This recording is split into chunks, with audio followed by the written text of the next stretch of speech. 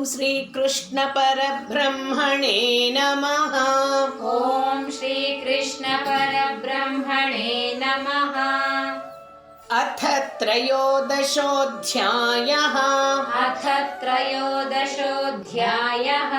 क्षेत्रक्षेत्रज्ञयोगः। क्षेत्रक्षेत्रज्ञयोगः।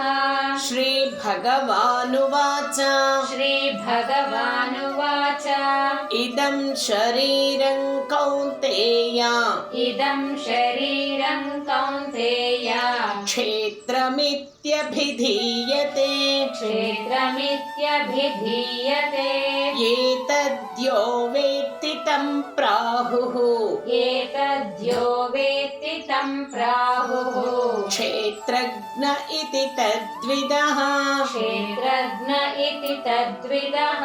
क्षेत्रज्ञं चापि मां विद्धि क्षेत्रज्ञं चापि मां विद्धि सर्वक्षेत्रेषु भारत सर्वक्षेत्रेषु भारत क्षेत्रक्षेत्रज्ञयोर्ज्ञानै क्षेत्रक्षेत्रज्ञयोर्ज्ञानै यत्तज्ज्ञानं मतं मम यत्तज्ज्ञानं मतं मम तत्क्षेत्रै यच्च यादृक् तत्क्षेत्रै यच्च यादृक् च यद्विकारि यतश्च यत् यद्विकारि यतश्च यत् स च यो यत्प्रभावश्च स च यो यत्प्रभावश्च तत्समासेन मे शृणु तत्समासेन मे शृणु ऋषिभिर्बहुधा गीतम् ऋषिभिर्बहुधा गीतम् छन्दोभिर्विविधैः पृथक् छन्दोभिर्विविधैः पृथक् ब्रह्मसूत्रपदैश्चैव ब्रह्मसूत्रपदैश्चैव हेतुमद्भिर्विनिश्चितैः हेतुमद्भिर्विनिश्चितैः महाभूतान्यहङ्कारो महाभूतान्यहङ्कारो बुद्धिरव्यक्तमेव च बुद्धिरव्यक्तमेव च इन्द्रियाणि दशैकञ्च इन्द्रियाणि दशैकञ्च पञ्चचेन्द्रियगोचराः पञ्चचेन्द्रियगोचराः इच्छा द्वेषः सुखं दुःखम् इच्छा द्वेष सुखं दुःखं सङ्घातश्चेतना धृतिः सङ्घातश्चेतना धृतिः एतत्क्षेत्रं समासेन एतत्क्षेत्रं समासेन सविकारमुदाहृतम् सविकारमुदाहृतम् अमानित्वमदम्भित्वम् अमानित्वमदम्भित्वम् अहिंसा क्षान्तिरार्जवम् अहिंसा क्षान्तिरार्जवम् आचार्योपासनं शौचम् आचार्योपासनं शौचम् स्थैर्यमात्मविनिग्रहः स्थैर्यमात्मविनिग्रहः इन्द्रियार्थेषु वैराग्यम् इन्द्रियार्थेषु वैराग्यम् अनहङ्कार एव च अनहङ्कार एव च जन्म मृत्युजरा व्याधि जन्म मृत्युजरा व्याधि दुःखदोषानुदर्शनम् दुःखदोषानुदर्शनम् असक्तिरनभिष्वङ्गः असक्तिरनभिष्वङ्गः पुत्रदारा गृहादिषु पुत्रदारा गृहादिषु नित्यं च समचित्तत्वम् नित्यं च समचित्तत्वम् इष्टानिष्टोपपत्तिषु इष्टानिष्टोपपत्तिषु मयि चानन्ययोगेन मयि चानन्ययोगेन भक्तिरव्यभिचारिणी भक्तिरव्यभिचारिणी विविक्तदेशसेविनी विविक्तदेशसेवित्वं विविक्तदेशसेवित्वम् अरतिर्जनसंसदि हरतिर्जनसंसदि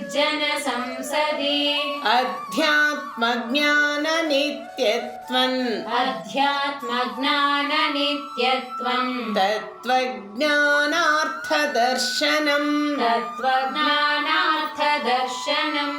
एतज्ज्ञानमिति प्रोक्तम् एतज्ज्ञानमिति प्रोक्तम् अज्ञानै यदतोऽन्यथा अज्ञानै यदतोऽन्यथा ज्ञेयै यत्तत् प्रवक्ष्यामि ज्ञेयै यत्तत् प्रवक्ष्यामि यज्ञात्वामृतमश्नुते यज्ञात्वामृतमश्नुते अनादिमत्परं ब्रह्म अनादिमत्परं ब्रह्म न सत्तन्नासदुच्यते न सत्तन्नासदुच्यते सर्वतः पाणिपादन् सर्वतः पाणिपादन् तत्सर्वतोक्षिशिरोमुखम् तत्सर्वतोक्षिशिरोमुखम् सर्वतः श्रुतिमल्लोके सर्वतः श्रुतिमल्लोके सर्वमावृत्य तिष्ठति सर्वमावृत्य तिष्ठति सर्वेन्द्रियगुणाभासम् सर्वेन्द्रियगुणाभासम् सर्वेन्द्रियविवर्जितम् सर्वेन्द्रियविवर्जितम् असक्तं सर्वभृच्चैव असक्तं सर्वभृच्छैव निर्गुणं गुणभोक्तृ च निर्गुणं गुणभोक्तृ च बहिरन्तश्च भूतानां बहिरन्तश्च भूतानाम् अचरञ्चरमेव च अचरञ्चरमेव च सूक्ष्मत्वात् तदविज्ञेयन् सूक्ष्मत्वात् तदविज्ञेयम् दूरस्थं चान्तिके च तत्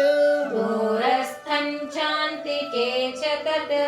अविभक्तं च भूतेषु अविभक्तं च भूतेषु विभक्तमिव च स्थितम् विभक्तमिव च स्थितम् भूतभर्तृ च तज्ज्ञेयन् भूतभर्तृ च तज्ज्ञेयन्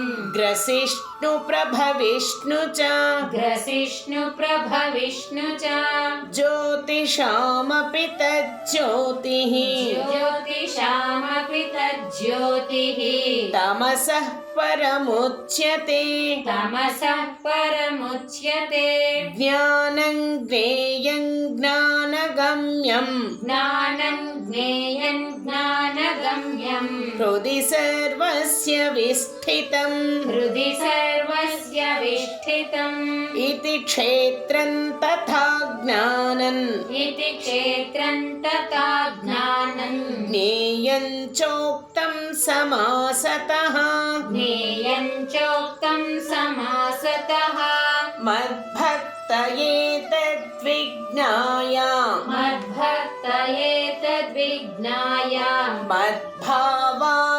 मद्भावायोपपद्यते मद्भावायोपपद्यते प्रकृतिं पुरुषं चैव प्रकृतिं पुरुषं चैव विध्यनादि उभावपि विद्यनादि उभावपि विकाराश्च गुणाश्चैव विकारांश्च गुणाश्चैव विद्धि प्रकृतिसम्भवान् विद्धि प्रकृतिसम्भवान् कार्यकरणकर्तृत्वे कार्यकरणकर्तृत्वे हेतुः प्रकृतिरुच्यते हेतुः प्रकृतिरुच्यते पुरुषः सुखदुःखानां पुरुषः सुखदुःखानां भोक्तृत्वे हेतुरुच्यते भोक्तृत्वे हेतुरुच्यते पुरुषः प्रकृतिस्थो हि पुरुषः प्रकृतिस्थो हि भुङ्क्ते प्रकृतिजान् गुणान् भुङ्क्ते प्रकृतिजान् गुणान् कारणं गुणसङ्गोऽस्य कारणं सदसद्योनिजन्मसु सदसद्योनिजन्मसु उपद्रष्टानुमन्ता च उपद्रष्टानुमन्ता च भर्ता भोक्ता महेश्वरः भर्ता भोक्ता महेश्वरः परमात्मेति चाप्युक्तो परमात्मेति चाप्युक्तो देहेऽस्मिन् पुरुषः परः देहेऽस्मिन् पुरुषः परः य एवं वेत्ति पुरुषं य एवं वेत्ति पुरुषं प्रकृतिं च गुणैः सह प्रकृतिं च गुणैः सह सर्वथा वर्तमानोऽपि सर्वथा वर्तमानोऽपि न स भूयोऽभिजायते न स भूयोऽभिजायते ध्यानेनात्मनि पश्यन्ति ध्यानेनात्मनि पश्यन्ति केचिदात्मानमात्मना केचिदात्मानमात्मना अन्ये साङ्ख्येन योगेन अन्ये साङ्ख्येन योगेन कर्मयोगेन चापरे कर्मयोगेन चापरे अन्ये त्वेवमजानन्तः अन्ये त्वेवमजानन्तः श्रुत्वान्येभ्य उपासते श्रुत्वानेभ्य उपासते तेऽपि चातितरन्त्येव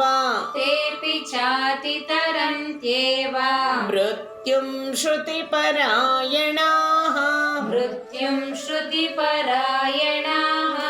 यावत् सञ्जायते किञ्चित् यावत् सञ्जायते किञ्चित् सत्त्वं स्थावरजङ्गमम् सत्त्वं स्थावरजङ्गमम् क्षेत्रक्षेत्रज्ञसंयोगात् क्षेत्रक्षेत्रज्ञसंयोगात् तद्विद्धि भरतर्षभा तद्विद्धि भरतर्षभा समं सर्वेषु भूतेषु समं सर्वेषु भूतेषु तिष्ठन्तं परमेश्वरं तिष्ठन्तं परमेश्वरम् विनश्यत्स विनश्यन्ते विनश्यत्स्व विनश्यन्ते यः पश्यति स पश्यति यः पश्यति स पश्यति समं पश्यन् हि सर्वत्र समं पश्यन् हि सर्वत्र समवस्थितमीश्वरम् समवस्थितमीश्वरम् न हि नस्त्यात्मनात्मानन् न हि नस्यात्मनात्मानं ततो याति परां गतिम् ततो यान्ति परां गतिम् प्रकृत्यैव च कर्माणि प्रकृत्यैव च कर्माणि क्रियमाणानि सर्वशः क्रियमाणानि सर्वशः यः पश्यति तथात्मानम् यः पश्यति तथात्मानम् अकर्तारं स पश्यति अकर्तारं स पश्यति यदा भूतपृथग्भावम् यदा भूतपृथग्भावम् एकस्थमनुपश्यति एकस्थमनुपश्यति तत एव च विस्तारम् तत एव च विस्तारम् ब्रह्म सम्पद्यते तदा ब्रह्म सम्पद्यते तदा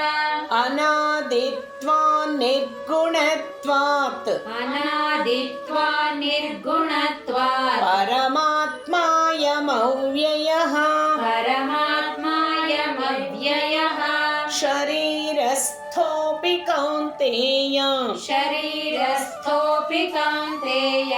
न करोति न लिप्यते न करोति न लिप्यते यथा सर्वगतं सौक्ष्मात् यथा सर्वगतं सौक्ष्म्यात् आकाशं नोपलिप्यते आकाशं नोपलिप्यते सर्वत्रावस्थितो सर्वत्रावस्थितो देहे सर्वत्रावस्थितो देहे तथात्मानोपलिप्यते तथात्मानोपलिप्यते यथा प्रकाशयत्येकः यथा प्रकाशयत्येकः कृत्स्नल्लोकमिमं रविः कृत्स्नल्लोकमिमं रविः क्षेत्रं क्षेत्री तथा कृत्स्नं क्षेत्रं क्षेत्री तथा कृत्स्नं प्रकाशयति भारत प्रकाशयति भारत क्षेत्रक्षेत्रज्ञयोरेवम् क्षेत्रक्षेत्रज्ञयोरेवम् अन्तरं ज्ञानचक्षुषा अन्तरं ज्ञानचक्षुषा भूतप्रकृतिमोक्षं च भूतप्रकृतिमोक्षं च ये विदुर्यान्ति ते परम् ये विदुर्यान्ति ते परम् ॐ तत्सदिति ॐ तत्सदिति श्रीमद्भगवद्गीतासूपनिषत्सु श्रीमद्भगवद्गीतासु उपनिषत्सु ब्रह्मविद्यायां ब्रह्मविद्यायां योगशास्त्रे योगशास्त्रे श्रीकृष्णार्जुनसंवादे श्रीकृष्णार्जुनसंवादे क्षेत्रक्षेत्रज्ञयोगो नाम क्षेत्रक्षेत्रज्ञयोगो नाम त्रयोदशोऽध्यायः त्रयोदशो